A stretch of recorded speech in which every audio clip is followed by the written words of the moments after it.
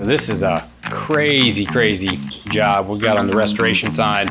There's a big fire in the kitchen, and so we're looking to get everything figured out on what we can do to repipe it, and we'll do the full rebuild on the back end. So yeah, so this is the kitchen. I mean, you can see everything from, you know, this is a light cover that melted on the griddle, and I mean, over here, everything, I mean, it got so hot, everything just started melting.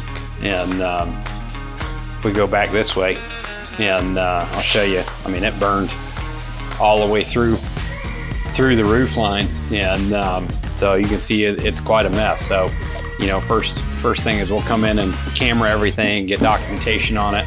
We'll start the clean out, and then we'll start building our plan to do the full rebuild and be able to get these guys back up and running as quick as we can.